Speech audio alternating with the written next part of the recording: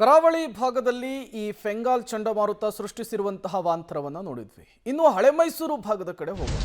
ಅಲ್ಲೂ ಕೂಡ ನಿರಂತರವಾಗಿ ಮಳೆ ಆಗ್ತಾ ಇದೆ. ಅದರ ಪರಿಣಾಮ ಚಾಮುಂಡಿ ಬೆಟ್ಟದಲ್ಲಿ ಬಂಡೆ ರಸ್ತೆಗೆ ಉರುಳಿ ಬಿದ್ದಿರುವಂಥದ್ದು. ನಿರಂತರ ಮಳೆಗೆ ಕಲ್ಲು ಬಂಡೆಗಳು ಜಾರಿರುವಂತಹ ಘಟನೆ ನಡೆದಿದೆ. ನಿರಂತರ ಮಳೆಗೆ ಮಣ್ಣು ಸಡಿಲಗೊಂಡು ಬಂಡೆಗಳು ರಸ್ತೆ ಮೇಲೆ ಬಿದ್ದಿದೆ. ಅದೃಷ್ಟವಶಾತ್ ಯಾವುದೇ ಪ್ರಾಣಹಾನಿ ಸಂಭವಿಸಿಲ್ಲ. ಚಾಮುಂಡಿ ಬೆಟ್ಟದ ರಸ್ತೆಗೆ ಬಂಡೆಗಳು ಉರುಳಿ ಬಿದ್ದಿರುವಂತಹ ಘಟನೆ. ಸತತವಾಗಿ ಮಳೆ ಆಗ್ತಾ ಇರುವಂತಹ ಪರಿಣಾಮ ಅಲ್ಲೂ ಕೂಡ ಆ ಬೆಟ್ಟ ಜರಿದಿರುವಂಥದ್ದು. ಅದರ ಪರಿಣಾಮ ಬೃಹದಾಕಾರದ ಬಂಡೆಗಳು ನೀವು ಕೂಡ ಗಮನಿಸ್ತಾ ಇದ್ರಿ. ಅವು ಈಗೆಲ್ಲ ಕೆಳಗೆ ಬಂದಿರುವಂಥದ್ದು, ರಸ್ತೆ ಮೇಲೆ ಬಿದ್ದಿರುವಂಥದ್ದು.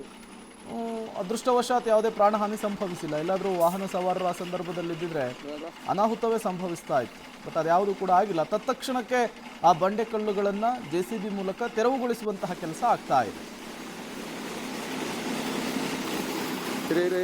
ಕಳೆದ 2 ದಿನಗಳಿಂದಲೂ ಕೂಡ ಮೈಸೂರಲ್ಲಿ ಭಾರಿ ಪ್ರಮಾಣದ ಮಳೆ ಆಗ್ತಾ ಇರುವಂತಹ ಹಿನ್ನೆಲೆಯಲ್ಲಿ ಮೈಸೂರಿನ ಚಾಮುಂಡಿ ಬೆಟ್ಟದ ಒಂದು ಭಾಗದ ಕಲ್ಲುಗಳು ನೇರವಾಗಿ ರಸ್ತೆಗೆ ಉರುಳಿದ್ದಾವೆ. ತಾವೀಗ ಗಮನಿಸ್ತಾ ಇದ್ದೀರಿ, ಇದು ಮೈಸೂರಿನ ಚಾಮುಂಡಿಯ ಬೆಟ್ಟ. ಚಾಮುಂಡಿ ಅಂದರೆ ಚಾಮುಂಡಿ ಬೆಟ್ಟದ ತಾವರೆಕಟ್ಟೆ ಭಾಗದಿಂದ ಸ್ವಲ್ಪದೇ ದೂರದಲ್ಲಿರುವಂತಹ ಈ ಒಂದು ಭಾಗದಲ್ಲಿ ಮೇಲಿನಿಂದ ಬೃಹತ್ತಾದಂತಹ ಕಲ್ಲುಗಳು ನೇರವಾಗಿ ರಸ್ತೆಗೆ ಉರುಳಿದ್ದಾವೆ.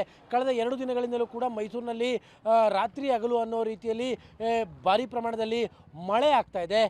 ಚಂಡಮಾರುತದ ಎಫೆಕ್ಟ್ ಅಂತಲೂ ಕೂಡ ಹೇಳಲಾಗ್ತಾ ಇದೆ. ಇದರ ಪರಿಣಾಮವಾಗಿ ಮೈಸೂರಿನಲ್ಲಿ ಭಾರಿ ಪ್ರಮಾಣದಲ್ಲಿ ಮಳೆ ಆಗ್ತಾ ಇರುವಂತಹ ಹಿನ್ನೆಲೆಯಲ್ಲಿ ಮೈಸೂರಿನ ಚಾಮುಂಡಿ ಬೆಟ್ಟದಲ್ಲೂ ಕೂಡ ಈ ರೀತಿಯಾದಂಥ ಒಂದು ಅವಘಡ ಉಂಟಾಗಿದೆ. ಸದ್ಯಕ್ಕೆ ಕಲ್ಲುಗಳು ನೇರವಾಗಿ ರಸ್ತೆಗೆ ಬಂದಿದ್ದರೂ ಕೂಡ ಅದೃಷ್ಟವಶಾತ್ ಯಾವುದೇ ರೀತಿಯಾದಂತಹ ಪ್ರಾಣಾಪಾಯ ಅಥವಾ ಯಾವುದೇ ರೀತಿಯಾದಂತಹ ಅಪಘಾತಗಳು ಕೂಡ ಸಂಭವಿಸಿಲ್ಲ.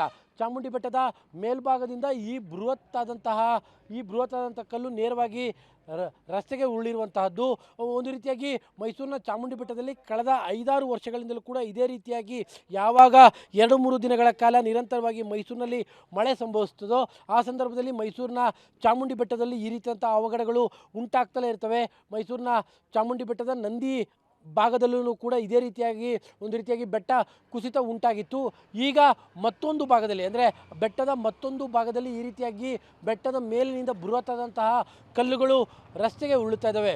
ಅಲ್ಲಿಗೆ ಮೈಸೂರಿನ ಚಾಮುಂಡಿ ಬೆಟ್ಟದಲ್ಲೂ ಕೂಡ ಅನೇಕ ಭಾಗಗಳಲ್ಲೂ ಕೂಡ ಈ ರೀತಿಯಾದಂತಹ ಭೂಕುಸಿತಗಳು, ಬೆಟ್ಟ ಕುಸಿತಗಳು ಉಂಟಾಗ್ತಾ ಇರುವಂಥದ್ದು ನಿಜಕ್ಕೂ ಕೂಡ ಒಂದು ರೀತಿಯಾಗಿ ಅಪಾಯದ ಮುನ್ಸೂಚನೆ ಅಂತಲೇ ಹೇಳ್ಬೋದು.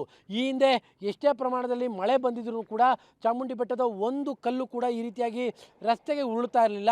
ಆದರೆ ಈಗ ಕಳೆದ 4-5 ವರ್ಷಗಳಿಂದ ಈ ರೀತಿಯಾದಂತಹ ಒಂದು ಅವಘಡಗಳು ಸಂಖ್ಯೆ ಹೆಚ್ಚಾಗ್ತಲೇ ಇದೆ.